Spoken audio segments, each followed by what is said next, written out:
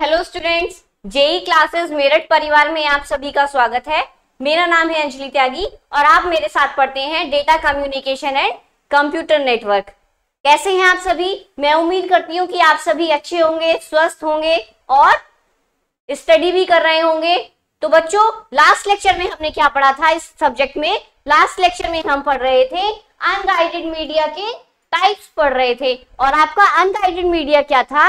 आपका unguided media था wireless technology. मतलब जो आपका डेटा का ट्रांसमिशन होता है, जो आपका डेटा कम्युनिकेशन होता है, वो आपका वायरलेस तरीके से कैसे होता है। तो उसके हमारे 4 टाइप थे और 4 टाइप में हम कौन कौन से पढ़ चुके थे? रेडियो वेव ट्रांसमिशन हमने लास्ट लेक्चर में पढ़ लिया था और माइक्रोवेव ट्रांसमिशन हमने लास्ट लेक्चर में पढ़ लिया था। तो आज हम उससे आगे के 2 टाइप पढ़ने जा रहे हैं और आपका तीसरा आपका टाइप था इंफ्रारेड वेव ट्रांसमिशन।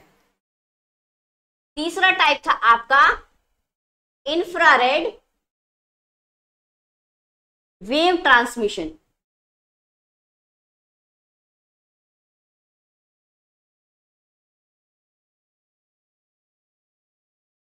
ठीक। और फोर्थ था आपका सैटेलाइट।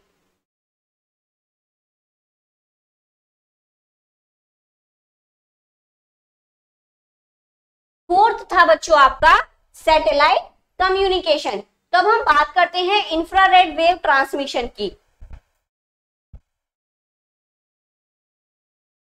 ये आपका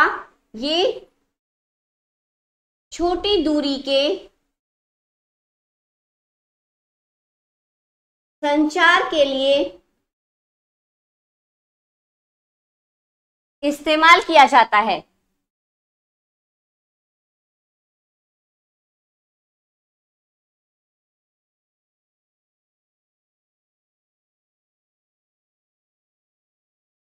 जो आपका इंफ्रारेड वेव ट्रांसमिशन होता है वो आपका छोटी दूरी के संचार के लिए प्रयोग किया जाता है। मतलब छोटी दूरी में कम्युनिकेशन करने के लिए प्रयोग किया जाता है। जो इसके अंदर तरंगे होती हैं वो तरंगे कैसी होती हैं? सॉलिड ऑब्जेक्ट्स के आर पार नहीं जा सकती हैं। इसमें तरंगे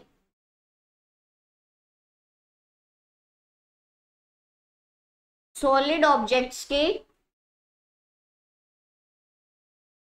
पार नहीं जा सकती हैं।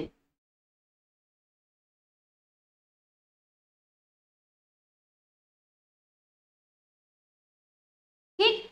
सॉलिड ऑब्जेक्ट्स जैसे आपका नेटवर्क के अंदर फायरवॉल लगाते हैं। और फायरवॉल क्या है? वो उसके अंदर एक फायर वॉल होती है, एक वॉल होती है। और जैसे अनवांटेड डेटा अंदर एंट्री करना चाहता है तो वहां पे फायर हो जाती है ना। तो उसी तरीके से क्या है कि ये सॉलिड ऑब्जेक्ट्स के पार नहीं जाती हैं इंफ्रारेड वेव जो आपकी होती हैं। ठीक। अब हम बात करते हैं कि ये कहां पे यूज होता है। टीवी रिमोट के अंदर यूज होता है। जो आपका टीवी रिमोट होते हैं, जो आपका इंफ्रारेड वेव ट्रांसमिशन का जो एग्जाम्पल है वो है आपका टीवी रिमोट। टीवी रिमोट के अंदर क्या होता है आपका? अगर वहां पे कोई सॉलिड ऑब्जेक्ट बीच में लगा दी जाए, रिमोट लेके आप टीवी को कंट्रोल कर लेते हैं। लेकिन यदि वहां पे बीच में आपके पास कोई बुक लगा दी जाए या कोई सामने कोई चीज लगा दी जाए, उसके जो आपके वेव जो है वो वहां से आके वापस आ जाएंगी, आपके टीवी तक नहीं पहुंचेंगी, क्योंकि वो एक सॉलिड ऑब्जेक्ट हो गया है ना। और दूसरा कौन सा होता है आपका? Wireless speaker.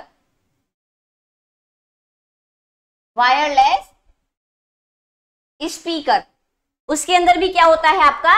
इंफ्रारेड वेव्स होती हैं। ये तरंगे आपकी सॉलिड ऑब्जेक्ट्स को पार नहीं कर पाती हैं।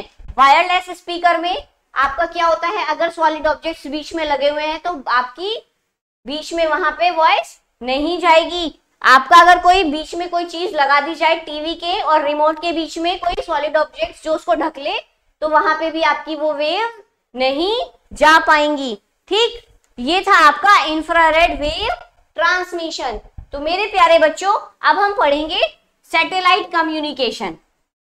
सैटेलाइट का आप सभी ने नाम सुना होगा, अंतरिक्ष में यूज होती है सैटेलाइट, है ना, जो अंतरिक्ष में डेटा पहुंचाने के लिए, डेटा प्राप्त करने के लिए वहां का, तो वहां हम वैज्ञानिक जो होते हैं वो क्या यूज करते हैं, वो सैटेलाइट का इस्तेमाल करते हैं। तो सैटेलाइट कम्युनिकेशन की हमें बात करनी है।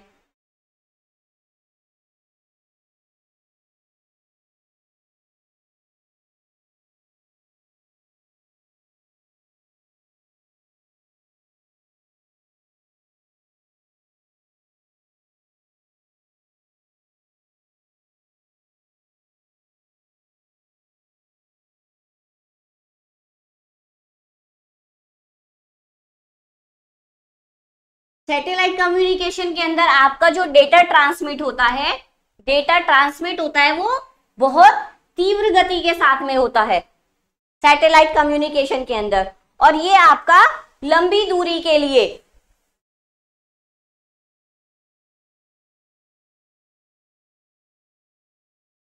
लंबी दूरी के लिए सबसे अच्छा, सबसे आदर्श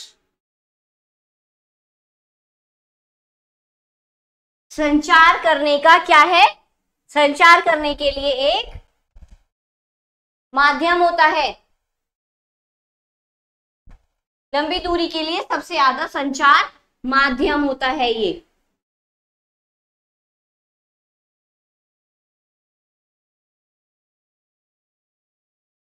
क्या? Satellite communication. बच्चों बात करते हैं कि इसके अंदर क्या होता है, ज्यादा डेटा को अधिक दूरी तक भेजा जा सकता है। इसके अंदर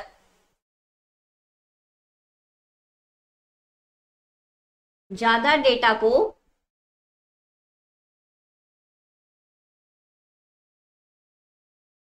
अधिक दूरी तक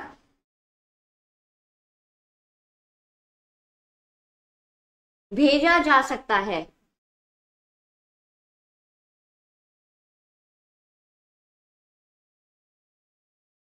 ठीक, जो आपका सैटेलाइट कम्युनिकेशन होता है, इसके अंदर आप बहुत सारे डेटा को और अधिक दूरी तक भेज सकते हो बहुत आसानी से, क्योंकि ये एक आदर्श संचार का माध्यम होता है और इसके अंदर डेटा भी हमारा तीव्र गति से पहुंचता है, बहुत जल्दी से हमारा डेटा पहुंच जाता है। तो इसीलिए हम इसका क्या यूज करते हैं, अधिक दूरी के लिए, ज्यादा डेटा भेजने के लिए हम इसका इस्तेमाल करते हैं। अंतरिक्ष में स्थित सैटेलाइट को, अंतरिक्ष में स्थित सैटेलाइट को धरती से क्या भेजा जाता है, धरती से सिग्नल भेजे जाते हैं और वो उन सिग्नल को यूज करके आगे और दूरी पर उन सिग्नल्स को भेज देते हैं, है ना।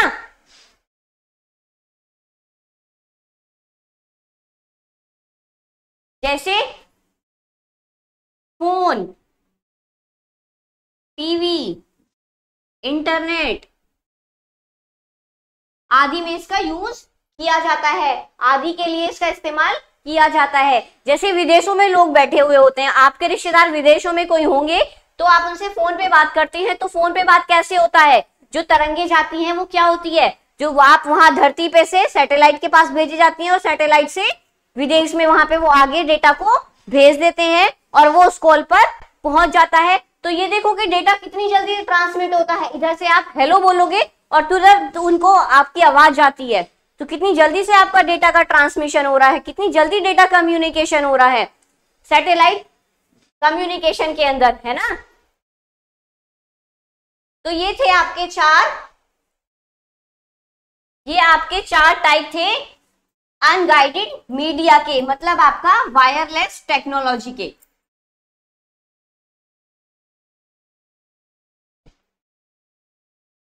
बच्चों बात करते हैं कि आज के टाइम में ये सब डिजिटल डिजिटल सुनने में आ रहा है कि डिजिटल सिग्नल होते क्या है ना, जो हम ये सब बात कर रहे हैं ये सब किस पे का क्या कौन से सिग्नल होते हैं, ये सब डेटा सिग्नल, डिजिटल सिग्नल की हमारी बात हो रही है।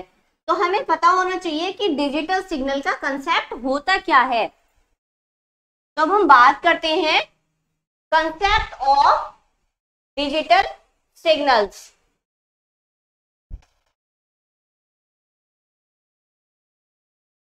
Concept of digital signal. ठीक, ये आपका यूनिट 1 का ही टॉपिक है। यूनिट 1 के अंदर आपका क्या था? Introduction of communication, introduction of data communication, है ना।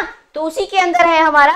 हमने इतनी सारी बातें तो पढ़ी, हमने डिजिटल सिग्नल क्या होता है, एनालॉग सिग्नल क्या होता है, हाइब्रिड सिग्नल क्या होता है, हमारा डेटा कम्युनिकेशन कैसे होता है। लेकिन उसमें पहली चीज आती है कि हमारा डिजिटल सिग्नल क्या होता है, किस तरीके से वो काम करता है, क्यों जरूरी होता है डिजिटल सिग्नल। तो हम कंसेप्ट पढ़ेंगे डिजिटल सिग्नल का।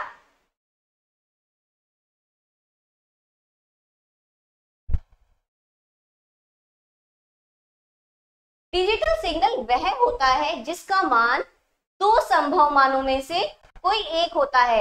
या तो क्या होता है डिजिटल सिग्नल के अंदर, या तो 0 होता है या फिर 1 होता है। आप 0 को क्या बोलते हो? 0 को यहाँ मतलब होता है ऑफ, और 1 का मतलब होता है यहाँ पे ऑन।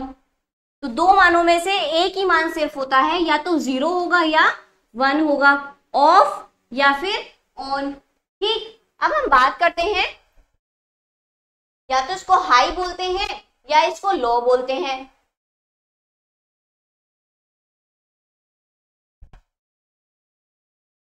सूचना को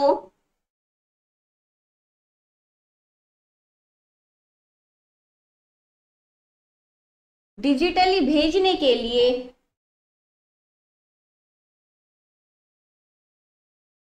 डिजिटल सिग्नल की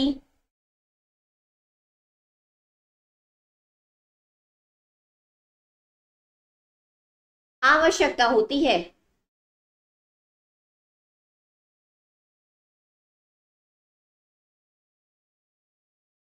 हमें डिजिटली डेटा को भेजना है। डिजिटल डेटा को हम कैसे भेजेंगे?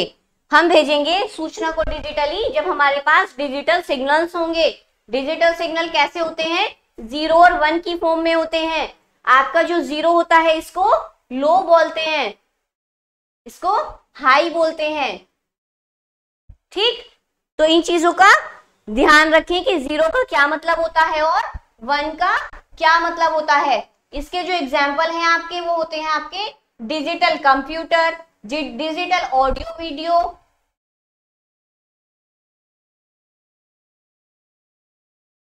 डिजिटल कंप्यूटर,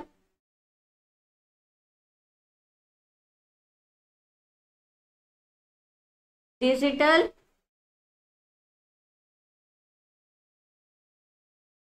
ऑडियो वीडियो उपकरण आदि। इनके अंदर क्या होता है? इनके अंदर आपका डिजिटल सिग्नल्स का इस्तेमाल होता है। ठीक, अब किस तरीके के होते हैं आपके डिजिटल सिग्नल्स, किस फॉर्म में चलते हैं? डिजिटल सिग्नल की फॉर्म आपकी होती है इस तरीके से।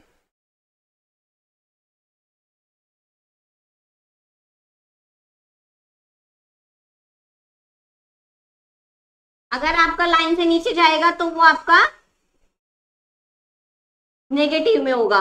यहाँ आपका 0 होगा, यहाँ आपका 1 होगा। तो ये 1 0 1 0 1 0। ठीक, जो आपका 0 होगा वो ऑफ, और 1 आपका क्या होगा? ऑन।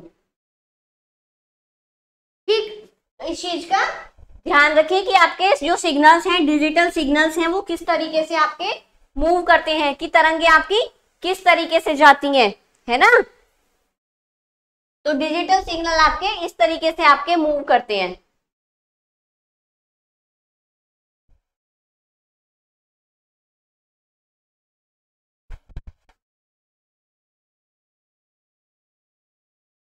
डिजिटल सिस्टम को डिजाइन करना आसान होता है। डिजाइन करना आसान होता है। डिजिटल सिस्टम को डिजाइन करना बहुत ज्यादा आसान होता है। और क्या होता है इसके अंदर? क्योंकि इसमें स्विचिंग परिपथ प्रयोग किए जाते हैं। डिजिटल सिग्नल्स के द्वारा सूचना को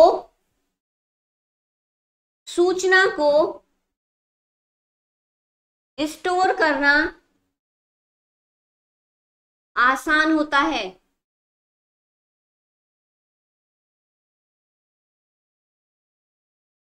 इसीलिए तो हमारी सूचना आराम से स्टोर रहती है डिजिटल कंप्यूटर्स के अंदर, है ना।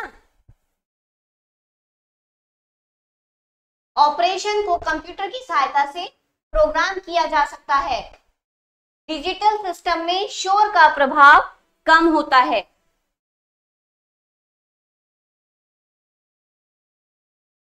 डिजिटल सिस्टम में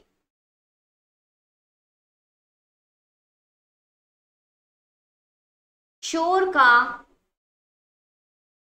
प्रभाव कम होता है।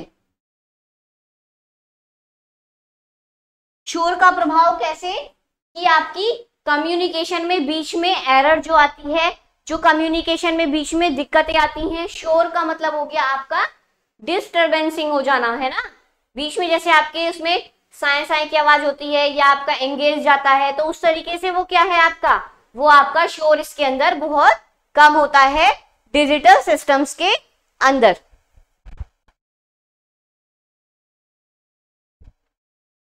और आपके डिजिटल सिग्नल्स की, डिजिटल सिस्टम्स की एक्यूरेसी जो होती है वो आपकी हाई होती है, हाई एक्यूरेसी होती है।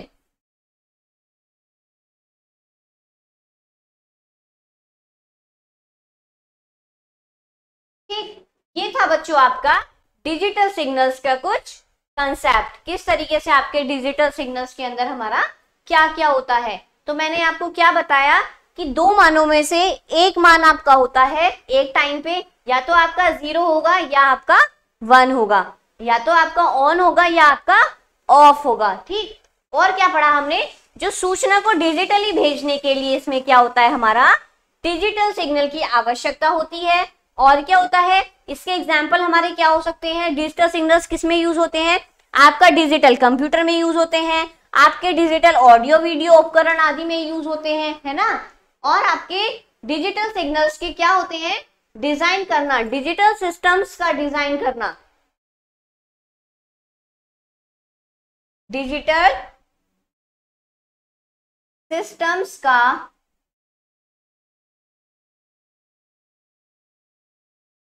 डिजिटल सिस्टम्स का डिजाइन करना आसान होता है। सूचना को स्टोर करना भी आसान होता है, सूचना को स्टोर करने में ज्यादा दिक्कत नहीं आती है। और आपका डिजिटल सिस्टम के अंदर जो आपका शोर होता है, जो आपकी वॉइस में प्रॉब्लम होती है जैसे फोन वगैरह में, वो क्या होती है, शोर भी बहुत कम होता है। और इसके अंदर आपकी डिजिटल सिस्टम्स की एक्यूरेसी आपकी हाई होती है, हाई एक्यूरेसी के सिस्टम्स ये होते हैं। अब डिजिटल सिग्नल्स के अंदर हमारी टर्म यूज होती हैं बिट रेट, बिट रेट और बिट लेंथ। ये छोटे छोटे से टॉपिक हैं, ये आपके एग्जाम के पॉइंट ऑफ व्यू से इंपॉर्टेंट है। बिट रेट क्या होती है, बिट लेंथ क्या होती है। अब आपको बिट तो पता होगा ना, बिट क्या होता है, डेटा की सबसे छोटी यूनिट होती है बिट।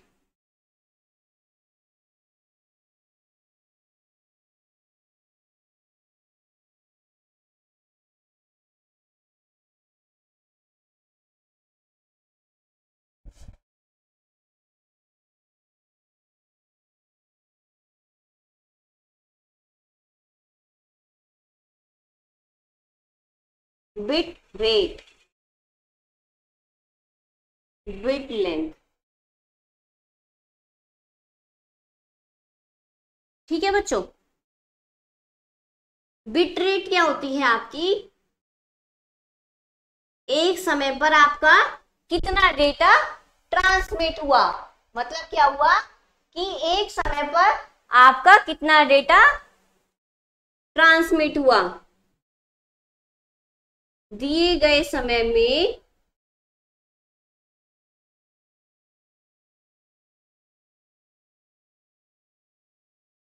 कितना डेटा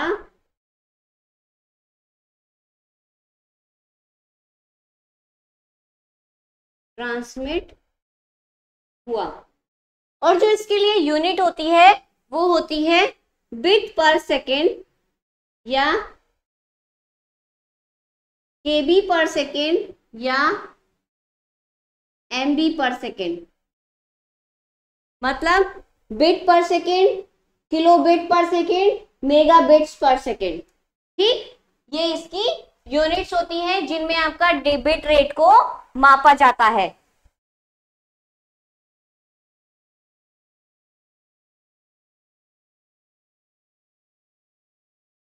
बिट रेट को हम क्या कहते हैं? बिट रेट को हम डेटा ट्रांसफर रेट भी कहते हैं।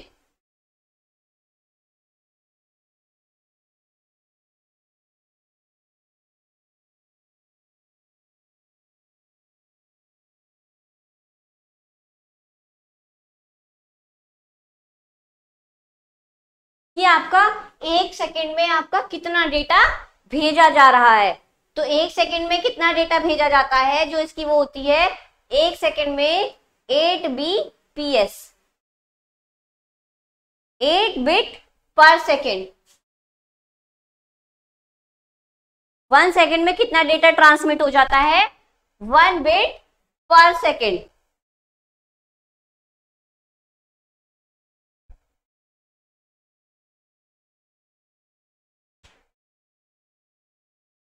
बिट रेट का कैसे यूज करते हैं? जैसे आप कोई वीडियो बना रहे हो, आप वीडियो आपकी वो बहुत ज्यादा बड़ी बनेगी, लेकिन यदि आप उसमें बिट रेट का इस्तेमाल करोगे तो आपकी बिट का साइज छोटा हो जाएगा, आपकी बिट का उतने समय में कम आपके साइज की आपकी वीडियो बन जाएगी यदि आप बिट रेट का प्रयोग करते हैं। आपके इमेजेस के, आपके पिक्चर्स के पिक्सल्स होते हैं ना, तो वो सब चीजें किसमें होती हैं? वो सब चीजें आपकी कम हो जाती हैं और उससे आपके फोटो का या आपकी वीडियो का साइज कम हो जाता है। जब उसका साइज कम हो जाएगा तो उसको ट्रांसफर करने में भी कम डेटा की जरूरत पड़ेगी और उसको सेव करने के लिए भी आपको कम स्टोरेज में ही काम हो जाता है, यदि आपकी वीडियो का, इमेजेस का साइज थोड़ा होता है ना। आपने देखा होगा कि जब आपकी साइज को आप देखते हो, जब वीडियो बनाते हो, तो उसमें आता है ना कि इतने बीपीएस में है, इतने केबीपीएस में है, इतने एमबीपीएस में आपकी वीडियो आ रही है। तो जितनी बड़ी वीडियो होगी उतना जाने में टाइम लगेगा, जितनी वीडियो आपकी कम होगी उतना जाने में कम टाइम लगेगा। तो साइज के ऊपर बात होती है। तो बिट रेट होता है हमारा 1 सेकेंड इक्वल्स टू 8 Bps। इसको हम क्या बोलते हैं? डेटा ट्रांसफर रेट भी हम इसको बोलते हैं। अब हम बात करते हैं बिट लेंथ की।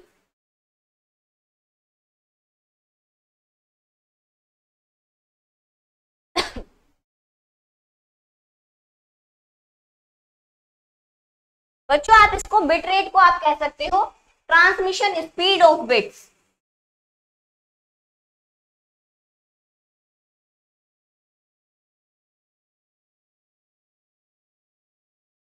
Speed of bits. आप बिट रेट को क्या कह सकते हो? कि आपकी ट्रांसमिशन स्पीड ऑफ बिट्स, आपके बिट की ट्रांसमिशन स्पीड कितनी है, वो आपका होता है बिट रेट। अब हम बात करते हैं बिट लेंथ की। बिट लेंथ आपका क्या होता है? ये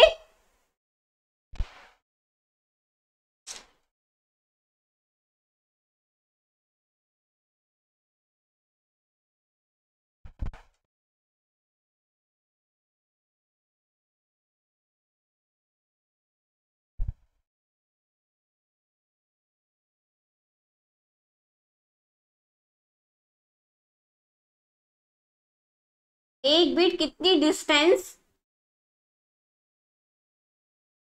ऑक्यूपाई करती है?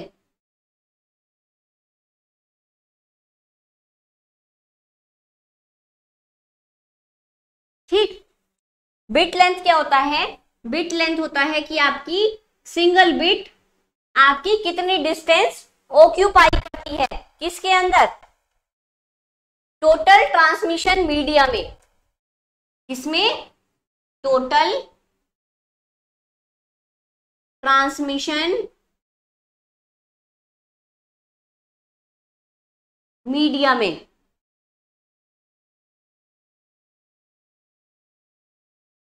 टोटल ट्रांसमिशन मीडिया में एक बिट कितनी डिस्टेंस ऑक्यूपाई करती है, वो होता है आपका बिट लेंथ। अब हम बात करते हैं कुछ इस तरीके से और हम डायग्राम के द्वारा अब हम समझते हैं। ये होता है आपका इधर एम्पलीट्यूड,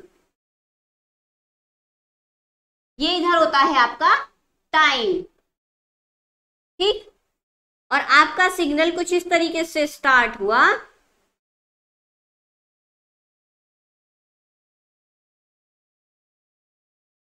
ये है आपका 1, ये है आपका 0,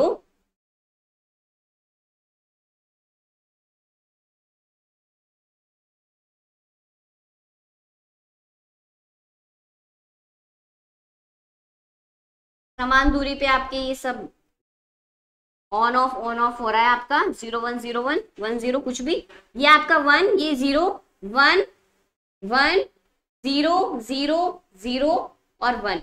तो आपका ये 1 सेकंड में कितना टाइम ले रहा है, जो आपका ये यहाँ वाला पीरियड है इसको बोलते हैं हाँ बिट इंटरवल, बिट इंटरवल, ठीक। ये क्या होता है आपका बच्चों, ये होता है आपका बिट इंटरवल। अब हम बात करते हैं किसके अंदर, आपका ये किसके अंदर होते हैं, जो आपके बिट रेट और बिट लेंथ आपके किसके अंदर होते हैं, ये आपके डिजिटल सिग्नल्स के अंदर होते हैं। डिजिटल सिग्नल्स में आपके ये इस्तेमाल होते हैं और ये होता है आपका बिट इंटरवल और ये होता है आपका बिट रेट, ठीक। बिट रेट आपका कितना हुआ, बिट रेट हुआ आपका 1 2 3 4 5 6 7 8, तो आपका कितना हुआ 1 सेकेंड इक्वल्स टू 8 Bps। कितना हुआ आपका 1 सेकेंड में 8 Bps।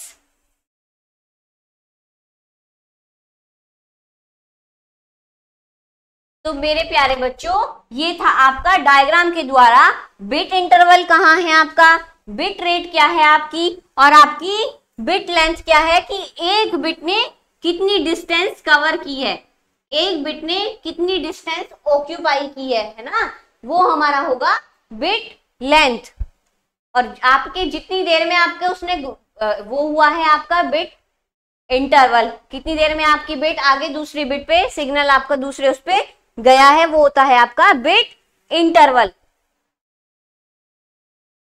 तो बिट इंटरवल आपका सभी के लिए ये सेम होता है, सभी के लिए ये सेम इंटरवल है, हर एक बिट के लिए सेम इंटरवल होता है और एक बिट को कितनी डिस्टेंस उसने ऑक्यूपाई की है वो होती है हमारी बिट लेंथ। और बिट रेट हमारी होती है कि आपका कितने समय में कितना डेटा ट्रांसमिट हुआ है। आपका जनरली क्या होता है, एक सेकंड में 8 Bps डेटा कैसा होता है आपका ट्रांसमिट होता है।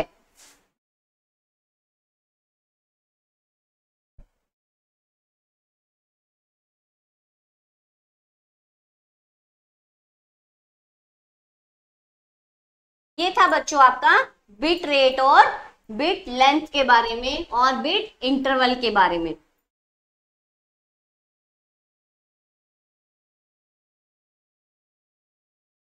जैसे ही आपकी यूनिट खत्म होगी आपको नोट्स भी मिल जाएंगे, नोट्स आपको प्रोवाइड करा दिए जाएंगे, तो आप एक बार नोट से भी पढ़ लेना, आपको बहुत अच्छे से समझ में आ जाएगा। आप मेरी बात को सुनते रहो ध्यान से, आपको अच्छे से समझ में आता रहेगा। अगर उसमें भी कहीं पे कोई दिक्कत आ रही है तो मैं आपको बच्चों नोट्स प्रोवाइड कराऊंगी, जैसे यूनिट आपकी खत्म होगी आपको नोट्स मिल जाएंगे और आप एक बार नोट से पढ़ लेना, आपको क्लियर समझ में हो जाएगा। अब हम बात करते हैं इस यूनिट का लास्ट टॉपिक है बच्चों आपका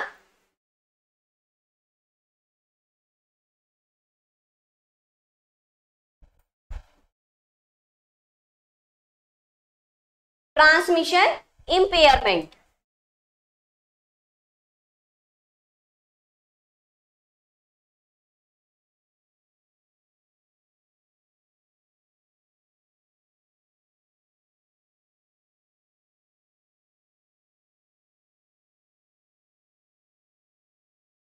ट्रांसमिशन इम्पेयरमेंट क्या होता है, ट्रांसमिशन इंपेयरमेंट होता है आपका ट्रांसमिशन हानि, जिसको आप बोल सकते हो संचरण हानि। आपके संचार होने के अंदर जो आपकी हानि हो जाती है उसको हम बोलते हैं ट्रांसमिशन हानि या फिर संचरण हानि। संचरण हानि, ठीक। आपको इससे क्लियर हो रहा होगा कि आपका संचार के टाइम पे जो आपके डेटा के अंदर कुछ गड़बड़ी हो जाती है और डेटा के अंदर आपकी हानि हो जाती है तो उसको हम क्या बोलते हैं, उसको हम बोलते हैं संचरण हानि। ये आपकी 3 प्रकार की होती है, 3 कारणों से आपकी ये हानि होती है। वो 3 कारण आपके कौन कौन से हैं? वो है आपके, सबसे पहला है आपका एटीन्यूएशन,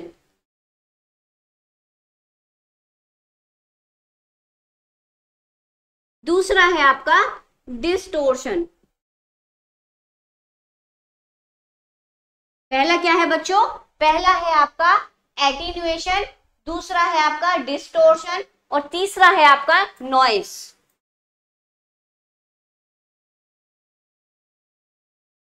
कहीं कहीं पे आपको क्या दिया होता है? कहीं कहीं पे आपको दिया होता है एटीन्यूएशन,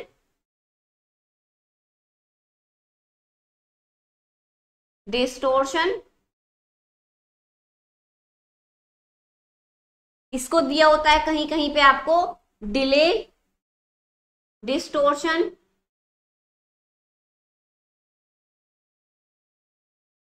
और नॉइस होता है आपका नॉइस। नॉइस आपका नॉइस होता है, ठीक। तो मेरे प्यारे बच्चों, अब जो ये वाला टॉपिक है हमारा ट्रांसमिशन इंपेयरमेंट, उसको हम लास्ट लेक्चर में, नेक्स्ट लेक्चर में पढ़ेंगे। नेक्स्ट लेक्चर में हम क्यों पढ़ेंगे? क्योंकि जो अभी हमने 2 टाइप पढ़े थे अनगाइडेड मीडिया के, वो हमारा किसके अंदर था? ट्रांसमिशन मीडिया के अंदर। यदि हम अभी एक साथ से सारा पढ़ लेंगे तो हमारा सारा सर से ऊपर चला जाएगा और समझ में कुछ नहीं आएगा। लेकिन हमारा मोटिव क्या है? हमारा मोटिव है कि चाहे कम पढ़ो लेकिन वो समझ में आना चाहिए, है ना। तो बच्चों आज के लेक्चर में इतना ही काफी है। अब हम पढ़ते हैं नेक्स्ट लेक्चर में। नेक्स्ट लेक्चर में हम पढ़ेंगे ट्रांसमिशन इंपेयरमेंट। तब तक आप इसको रिवाइज कर लीजिए, पानी वानी पी लीजिए, इधर उधर घूम आइए, है ना। तो मिलेंगे फिर नेक्स्ट डे नेक्स्ट क्लास में। ओके, थैंक यू बच्चों, टेक केयर।